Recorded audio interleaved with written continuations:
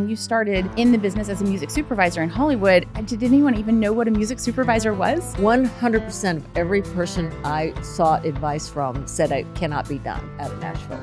But this is like an opportunity for all of us. There's so much great music that no one knows about in LA and New York and London. I would credit you with the discovery of Keith Urban. Is that fair to say? My first credit was an Emmy-winning miniseries called Taken, Steven Spielberg, Les Bohem. First time I picked up Sting from the airport for his duet with Tammy Wynette. Naivety can be a blessing, but you really need to follow it up with education pretty quick. You lost your son, your sister, and your father. Back to back and no goodbyes. One of the things that is hard to navigate that we all have to deal with is grief. You have figured out how to do that. Mistakes, loss, sadness, accidents, we can turn them around to make it a better day. Every single mom wants to join their son or daughter in heaven. We are given moments to decide, what do we do with this? You can rise from the ashes and make beauty. I do hear from Dad and my son, and clear in my head, it wasn't fuzzy. He said, Mom. And he called me dude. Some of us said, Mom, dude. You didn't even know where I was when I died.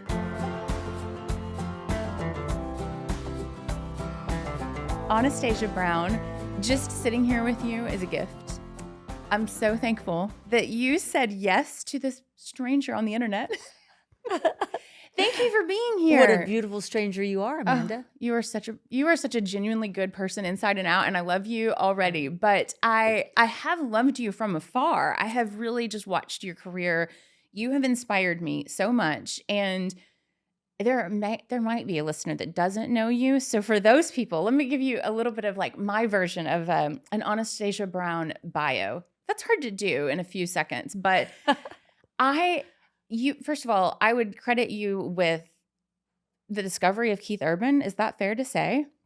Well, I was, yes, I signed him to management in 1993. Okay. Saw him at the Bluebird.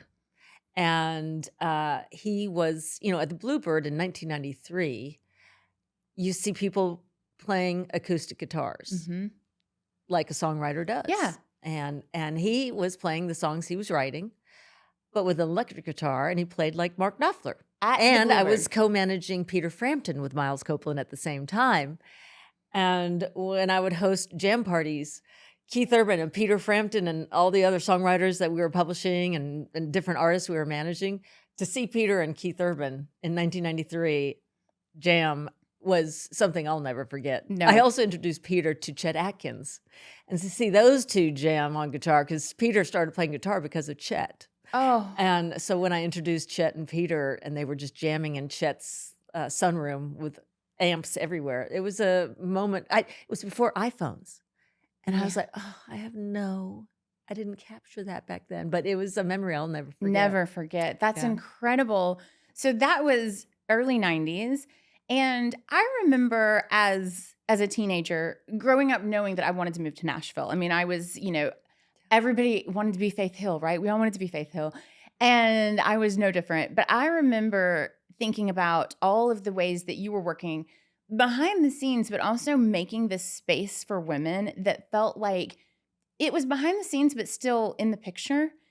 And so when I moved to Nashville in the early 2000s, you had done so much with your music career here in Nashville, but you had also started then with your Hollywood just magical journey of like, hey, I've done this here. What can I do in Hollywood? And you started in the business as a music supervisor in Hollywood, where did anyone even know what a music supervisor was? Oh my gosh, back in 2002, what happened was in 1999, we all have to reinvent ourselves or pivot, and sometimes you have to pivot because of tragedy or loss, or sometimes you pivot because of love. And I was falling in love with my soulmate, and Miles Copeland and Sting in 1999 kind of parted ways, and Miles was like, he's accomplished more than one person can accomplish in one lifetime. Yes. I mean, Sting, Police, REM, Fighting on Cannibals, Go-Go. I mean, just the list is quite enormous. And he's like, I think I'm good. Do you want to continue on without me? And I was falling in love building a house with Tony, and I was like, I kind of remembered Sting. I worked with Sting because of Miles, and I exploited Sting's catalog in Nashville, which was fun. Tammy Wynette, Waylon Jennings, and Toby Keith recorded Sting songs because of our efforts. Oh, I love that. And really cool. You should listen to them; they're really cool. And so anyway, I kind of noticed Sting's sync money, and what a sync means is when you get a song in a movie or a TV commercial or a whatever, video game. And I saw Sting's, money when we were going over our financials. Wow, we need more of that in Nashville. We have some of the best songwriters in the world, and there's not one music supervisor that lives in Nashville in 2002. And then I built my house with Tony, fell in love, raising my beautiful 11-year-old son, and he was maybe a little younger than that, maybe 9 or so.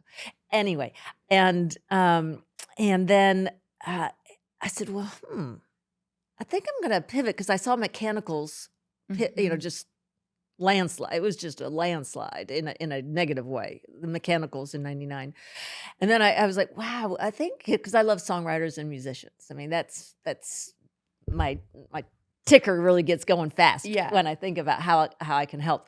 And so I was like, okay, well, we have the best songwriters, best musicians. We should get more of that going on. And so screenwriter Les Bohem asked if I would get Emmylou Harris to record his end title for a Steven Spielberg miniseries called Taken. And I said, well, it really wouldn't be appropriate for me to, call Emmylou's manager unless I was working on the project. Hire me as your music supervisor, and I'll approach Emmylou Harris. And he's like, have you ever done that? I go, nope, but I'm a fast learner. And so he parted the ways with Steven Spielberg and DreamWorks, and my first credit was an Emmy-winning miniseries called Taken, Steven Spielberg, Les Bohem. And I give all the credit to Les Bohem for giving me this opportunity that I've loved. And when I decided to do that, commit to it full time, 100% of every person I sought advice from said it cannot be done out of Nashville. Now, there's They not thought you even needed one to ray of move. hope. I had to move to LA. And they, agents said, I can't even keep my music supervisor busy, and they live in LA. How are you going to get work? I said, but this is like an opportunity for all of us. There's so much great music that no one knows about in LA and New York and London. And I do. So anyway, I did deliver Emmylou Harris. Buddy Miller produced the track for the end title. That was his first time to produce a track before Nashville, before everything. That was his first, I think. I'm pretty certain that was his first track he produced for film or TV. And he's amazing. He's just those two, Emmylou Harris and Buddy Miller. And I don't know if it was naivete, because naivete has blessed me in different ways. As a young female artist on Music Row in '93, my naivety helped because I negotiated a 50-50 deal with Miles Copeland. And first time I picked up Sting from the airport for his duet with Tammy Wynette, he goes, what do you do for Miles? And I went, oh, we're equal partners in our company here in Nashville. He's like, what? He's never done that. Do you know when people ask me what Miles Copeland is up to, I say he's at the beach eating the sharks. And I said, well, I'm really glad I didn't know that before I negotiated my deal with him. Yes. So naivety can be a blessing, but you really need to follow it up with education pretty quick. Yeah. And so I had a mentor, and I loved to mentor women. I love to mentor women because I've never had a female mentor. So anyway, I made that pivot, and blessed on working on Oscar, Emmy, Grammy, and Dove winning and nominated projects from 2002 on. It's just been it's so fun to watch. And you're right, you didn't have that because you were, in my opinion, blazing the trail. And I am sure because you're such a humble person and you always give so much credit to the people around you. What I love is that you, in my mind, were out there saying it can be done.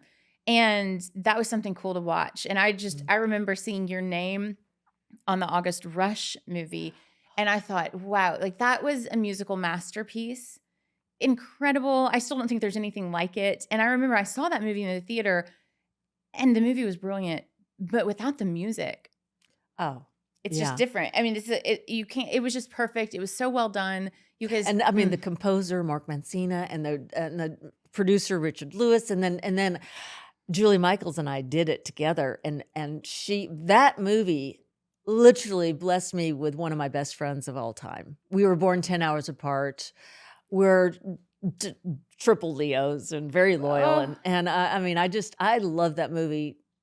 To see, we all found this choir in Harlem, and they wrote the song that got an Oscar nomination, and they kidding? performed.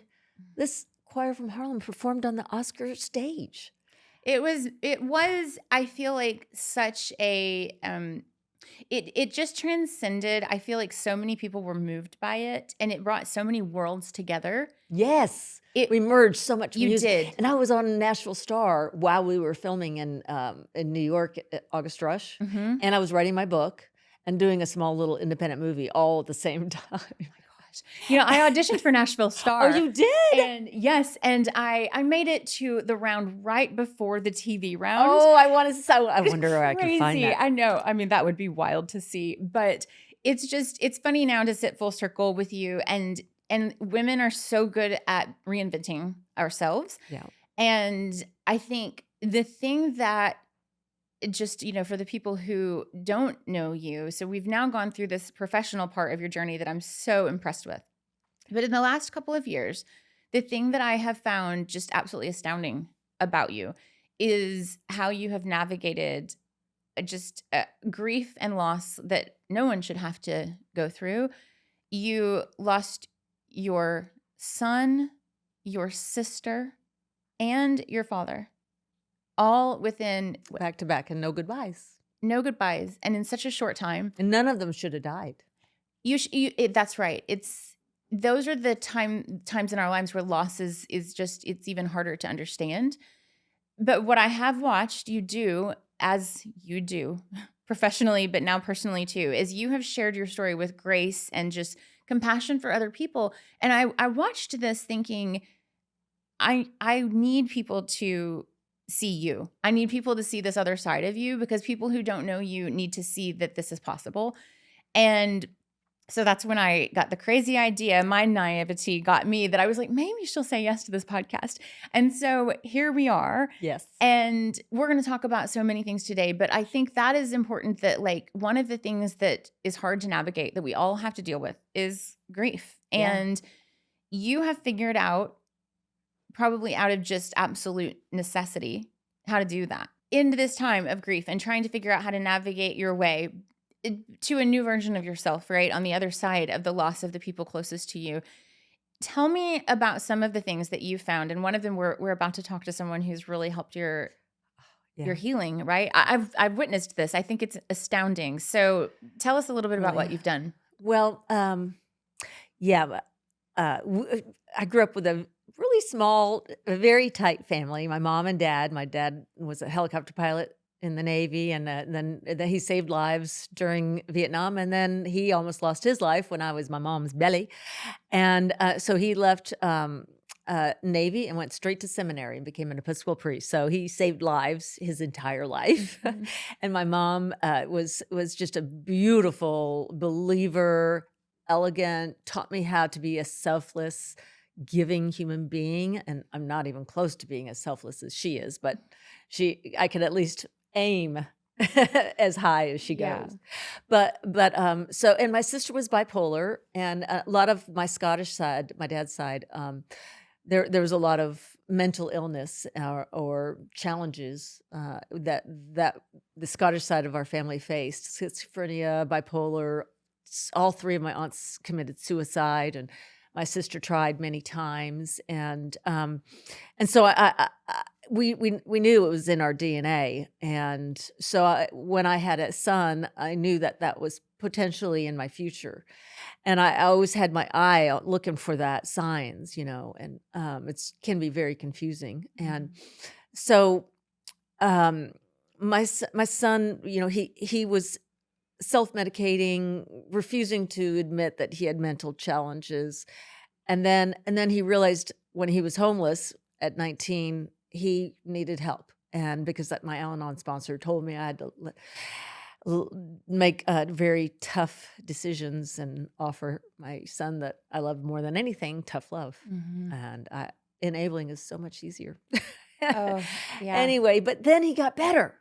And then he got on medicine. And for 8 years, that boy of mine, Wilson Edward Constantine Pruitt, so proud of him. He saved so many lives for 8 years. And then he did not before my sister died, he did not tell anyone that he stopped taking his medicine. Not one person. And then he injured his knee very badly on a ski slope. And that was the beginning of our end. And so that last year of my son's, and he's my only son, and my sister is my only sibling. And my sister at 59 just had a heart failure and just died all by herself. And then my son had already started going down that dangerous path alone.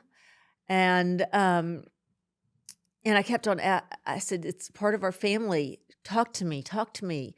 And he would, the more I leaned in, the more he leaned out. And so I was just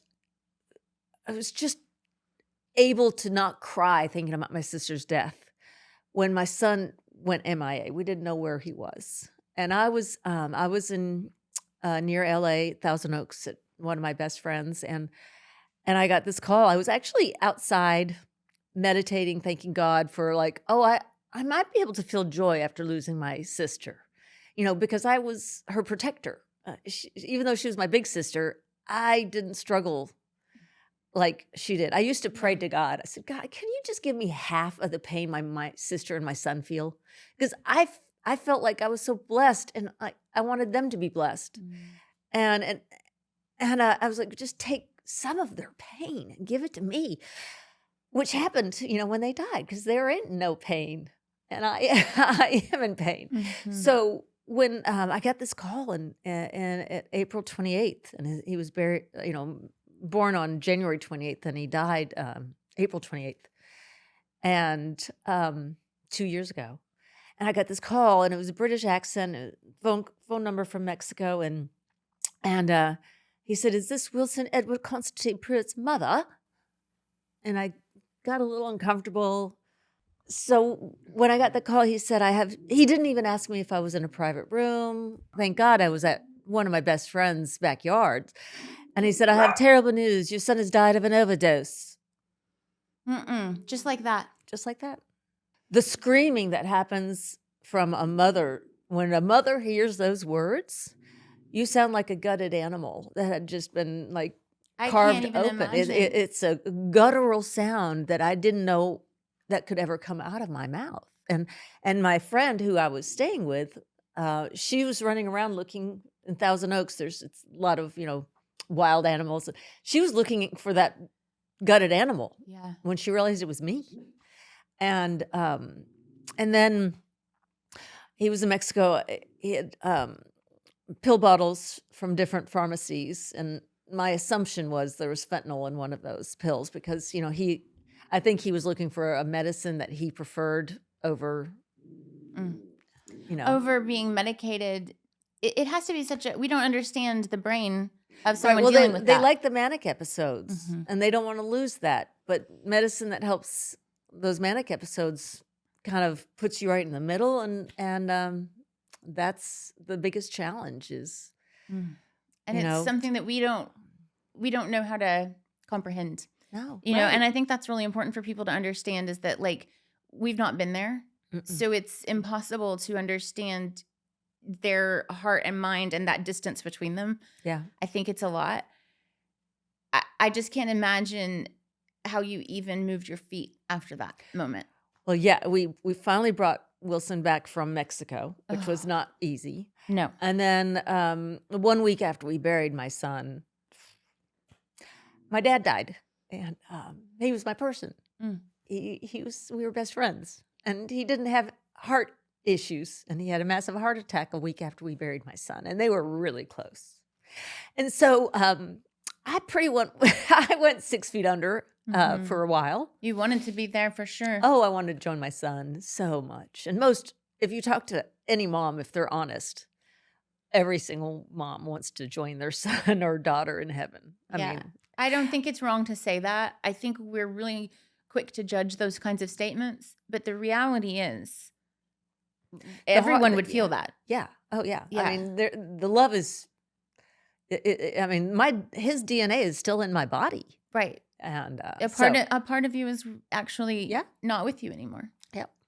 Yeah. So my biggest fear was to stay in that place for the Mhm. rest of my life, and because I couldn't leave my bedroom for a few months, Mhm. and I couldn't stop crying for a few months, and anything would trigger me, and and like a child of a new grandchild, a picture of a new grandchild. I'm like, oh, I'll never have a grandchild, and just the horrible revelations Yes. can put you back in that bedroom with the closed door pretty quickly.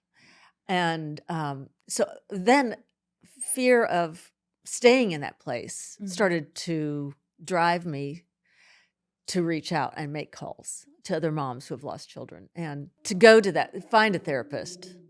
I did take medicine for a while, and then a year and a half went by, and I was able to function. I started to work again, and then the medicine wasn't helping. My brain was not working like it normally works. Because when you're taking medicine for depression, this Yeah, is my thought on it, right? I'm yeah, not a doctor, but it's kind of treating some symptoms, but it's not really hitting home for like the cause of the grief. right, right. And I didn't know, but I instinctively knew. I was begging my doctor for a brain scan. Mm. And I said, please, please just give me a brain scan. I know my brain is not working. Mhm. Like I was quick to anger. And anyone that has known me since I was a little girl, that is not in my makeup. It's not a character flaw. That I have plenty of other character flaws, but that's not one of them until I lost most of my family. And I was very quick to anger. I would just say things that I normally wouldn't say. I would think things. It was just, I knew my brain was not working properly. Mhm. And so I just begged for a brain scan. I could not, they would just, well, let's try this medicine. Well, let's try this medicine. Well, let's do EMDR. Let's do brain spotting. Let's do that. Well, right now we're just guessing. We're like Mhm.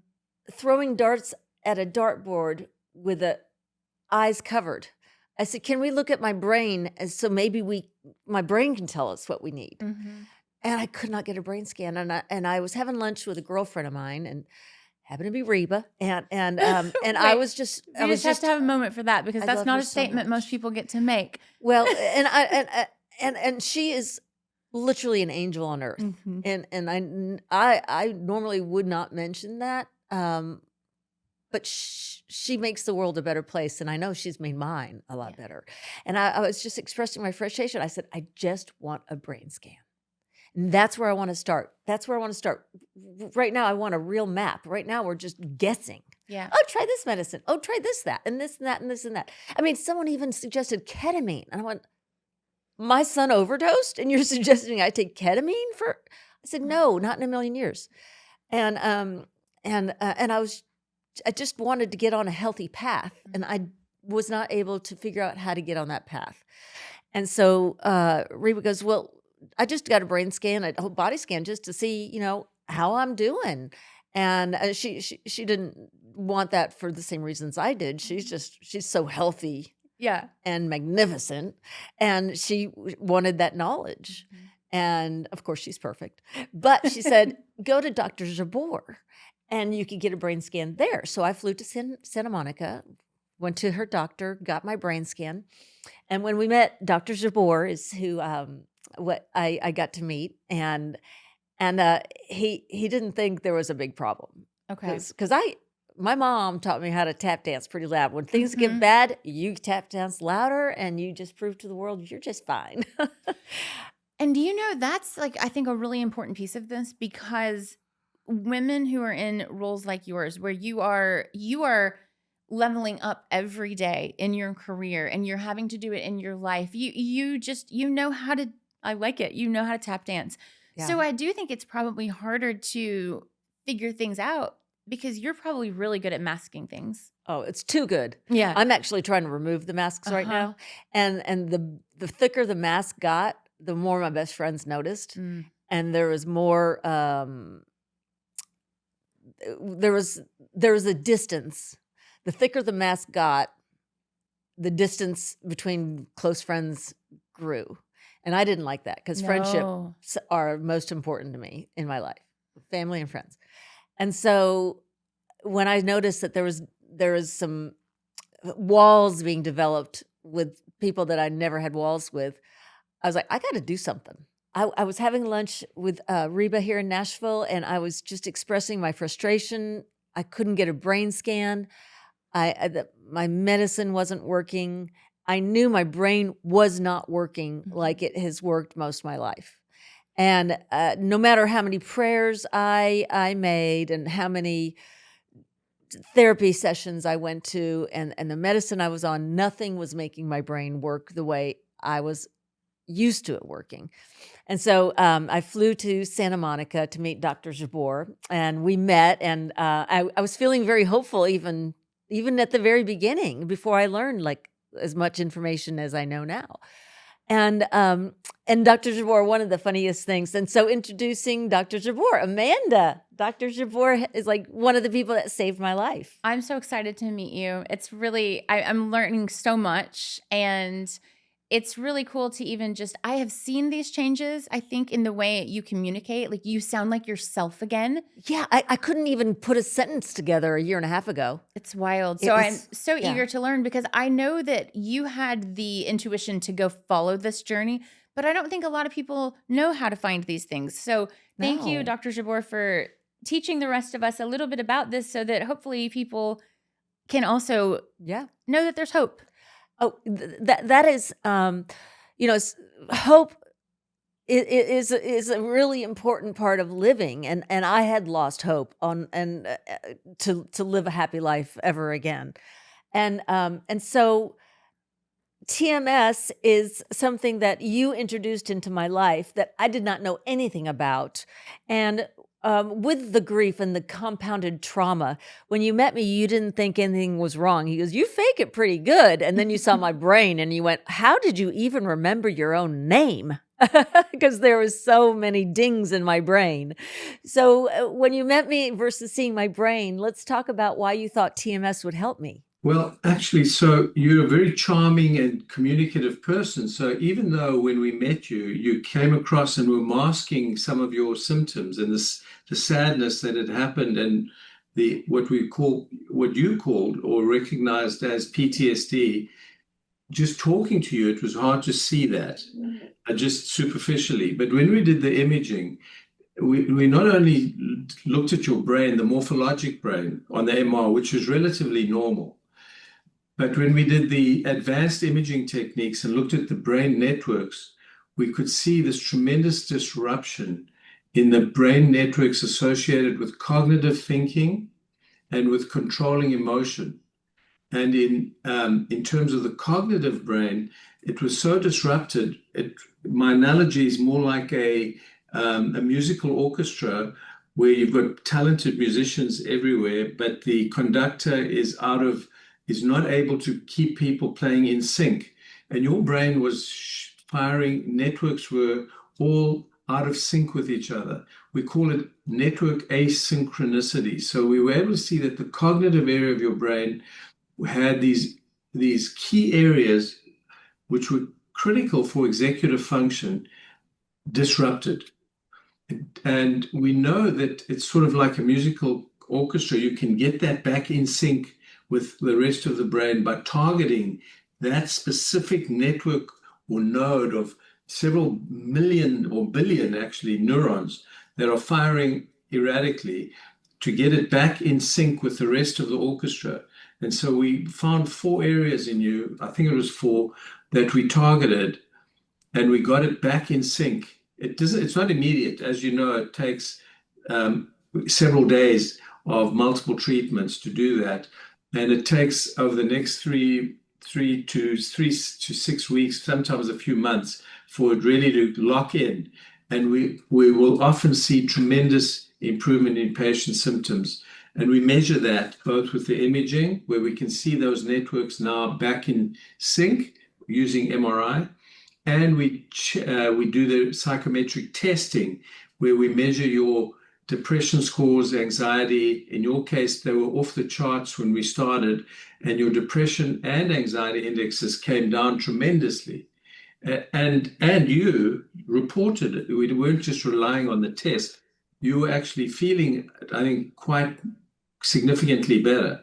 I'm Dr. Jabour. I have hope again, and it's a long journey. I mean, it took me a while to get to this place, but my brain is definitely firing. We have a little bit more work to do, and I'll come out and visit you in January to continue this work. Because what I learned from you is every brain has networks, and every brain has between 10 to 12 anomalies per network. And my memory network had 67 anomalies, and I'm supposed to have 10 to 12. Wow. Dr. Jabour and his team brought it down to 44 anomalies. So we still have more work to do, but I remember my name. Yeah, so I think you explained that well. There's certain groups of neurons that work together in a network, much like airports. Let's say there's Delta Airlines has its network from, say, Los Angeles through Denver to the East Coast, and that's a well-defined network, say, separate from Southwestern, which will have another network. But if one airport shuts down, you will see a complete disarray in the rerouting of the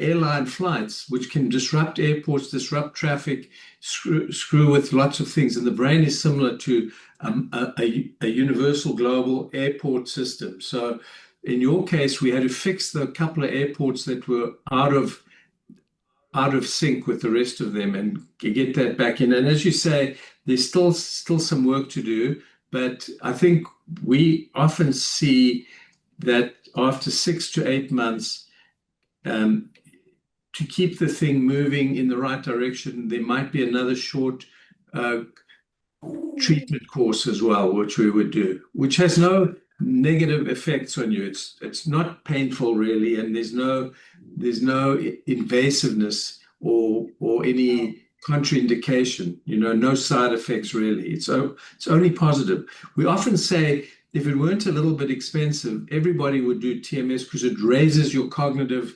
abilities quite significantly. Yeah. Well, I'm sure with your hard work, you'll work on making sure it's affordable one day, and insurance will cover all of it, not just part of it. Yeah. Tell me a little bit about, so we're talking about what it is, but tell me, when you show up at Dr. Jabour's office, what is that process? Like, what are you actually doing? Okay, so you get an MRI, and what I love about it is, TMS means transcranial magnetic stimulation. So it's not electric shock treatment like you see in the movies. Yeah. It's not that.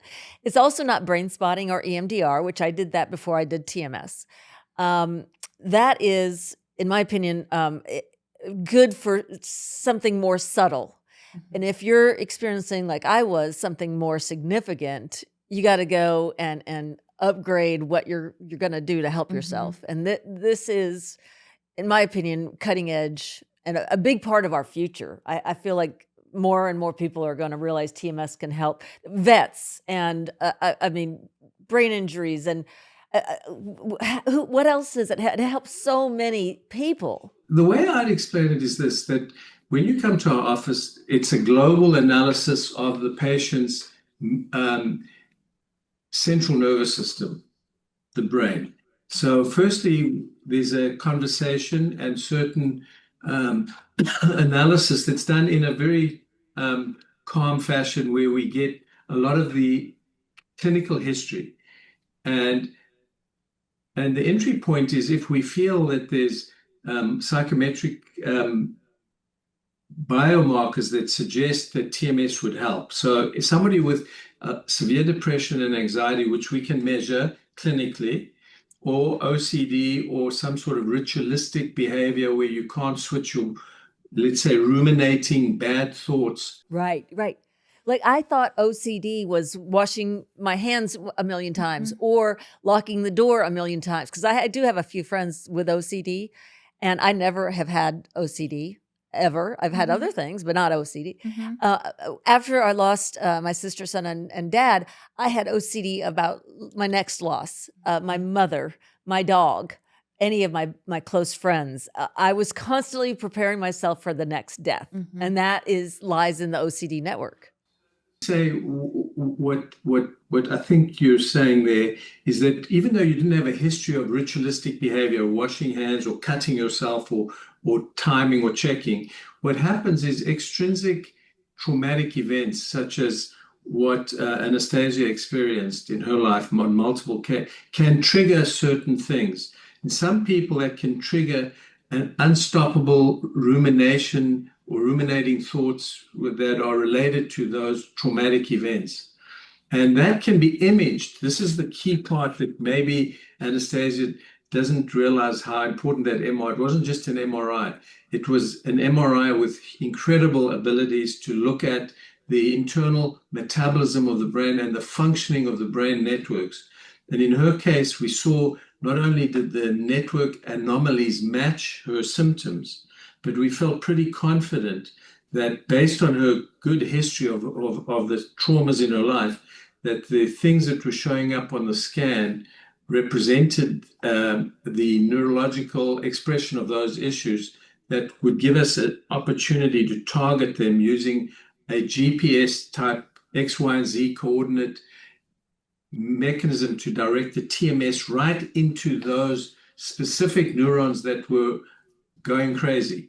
Yeah. That's what makes it different from regular TMS, where they just will put a device over some sort of area, more or less in the area, but there isn't that ability to pinpoint the anomalous or specific neurons that are driving the behavioral or psychological issues. Yeah. I mean, like for instance, Amanda, I would overreact. I mean, my anger, it really did feel like a volcano inside of me, and it scared me. It literally scared me. Like, this is not how I react. Well, the first conversation that we had, it's been a few months ago, I remember you sounded different than the person that I had known previously. Yeah. In the sense that I felt like you took a little longer to make your sentences. I felt like you were almost in your mind overthinking things that you would not overthink. Yeah. And I thought, well, I haven't talked to you in a long time, and I knew you were grieving, so it made sense. But then when you told me about this, then everything really clicked, because now you're sitting here with me like the person you were 20 years ago. I mean, just vibrant and able to do life. I think that it's incredibly impressive, and it's so great to be able to share this with other people, because there is an opportunity to heal parts of us that we didn't think we could heal. Exactly. See, that thing up there is the neuronavigation system. The patient's brain is on the scan, and we can pick the area where the anomalies are, and then using that device, which is like a GPS, like a Waymo car system, right, that can tell the device where to treat. It's not invasive.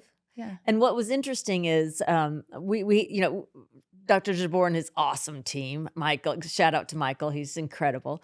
I almost wanted to adopt him. He was just so great. So we were focusing on one area, and it feels like, and they gave me this saying, it's like a woodpecker with a metal beak. So, I mean, it's something you feel, but the only network that caused a little bit of pain, but we're talking, it's only a little discomforting while it's happening. And then when it's done, there's no pain at all. Yeah. But the grief network was the only thing that was sensitive. So what's interesting is, whether the issue is stimulated by traumatic brain injury or let's say psychological injury where people have bereavement or whether you have an ischemic stroke that knocks out portion of the brain, or you have multiple sclerosis that affects the whole brain, all of those things have an effect on the brain networks. Think of airports. And TMS, when you can have the benefit of imaging to actually find the specific disrupted network, gives you an ability to really go in and stimulate, really train that brain, those neurons that are firing with asynchronous behavior, and get them back into a rhythmic, let's say, cadence with the rest of the brain network. And so in Anastasia's case, it was her particular personal issues that were tragically affected her and couldn't be ameliorated by medication, because who wants to be on some of these horrible medications forever? It makes you drowsy and put on weight and all that. And so TMS is a safe and unbelievably effective way to get people out of that rut, especially if they're heading towards super depression, as opposed to all of this. Because when you disrupt the brain in any way from, say, some primary conditions, let's say trauma, head trauma, the comorbid effect of a disrupted brain is severe depression. People get very depressed when they can't function. And so if we can get that fixed and help the rest of the brain heal, that's the big power of neuronavigated, MR-assisted TMS. Right. So it's not just TMS. It's the ability to use all the tools out there, the most advanced MRI, the most advanced AI or artificial intelligence capabilities to analyze all these brain networks, pinpoint the abnormality, and then target them. I think that's a really, really good point, Dr. Jabour, that if someone is listening to this or they're watching and they're thinking, okay, I'm interested, you could do a Google search on TMS near me and it wouldn't be the same. Right. Because what you're doing is really, you're combining all of your tools, your specialized MRI, the AI, and your way of doing TMS that's targeted. I think that's really a great call out for people to understand that if this is something that they're listening to this saying, oh my gosh, this would help me, they need to call Dr. Jabour's office and make an appointment. Yep. And they'll if you live in New York and you can't get to LA, they're so amazing.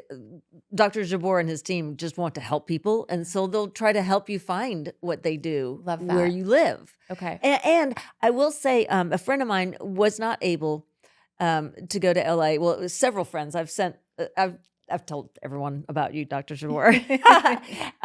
But one person had to do it here, but her struggles were not complicated, and so it did help her depression. It did help her depression, even though it wasn't neuronavigated. But mine was complicated and compounded, and there's different parts of my brain that had, I had dings on my brain, Dr. Jabour. That's my language for it. Because you look at my brain, I'll show you my brain. And you could, this machine and these doctors can spot the injuries on your brain. The severe depression that's just related to, say, endogenous depression, people who tend to do it, I don't know if you can see this, but the technique that doesn't require MRI, even though if you use MRI, you can be more accurate, is to go 5 centimeters from a sort of point, and then you just put it, you don't use imaging, and you just put it more or less over the area, and it will work in a lot of people, but you get a much, much more profound response when you can target the specific area of the cognitive brain. Because certain areas are anxiety, certain areas are more depression, and others are OCD, and they're all in this whole area here. So if you can get onto each one, you're going to have a much more profound response. And especially, as you said, if you have a really complicated kind of assortment of symptoms, sometimes just regular TMS is not going to get there. Wow. Well, thank you, Dr. Jabour. I hope to do this one more time with you, and then we'll show my brain, and we'll get real detailed for those who are curious.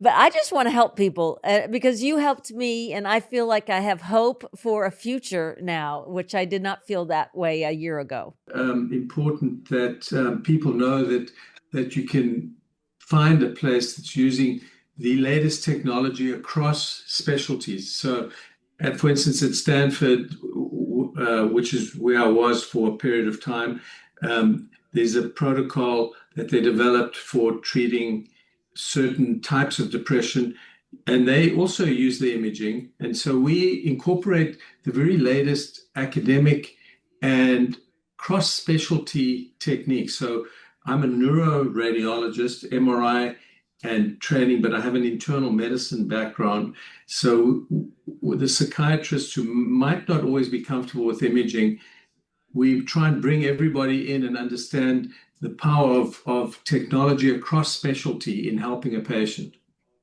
So that's what Smart Brain's mission is.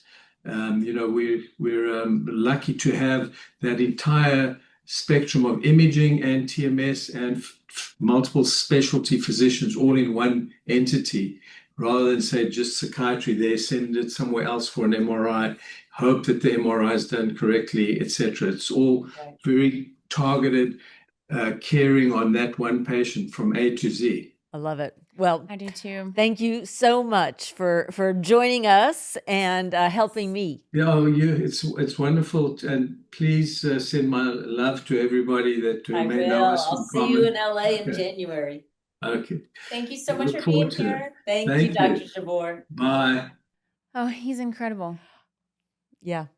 I mean, thank you so much for sharing this part of your life with people. I think it is really brave, because I think a lot of people might take the steps to do it and then keep it behind closed doors, because it's really hard to say, hey, something's not right. Yeah.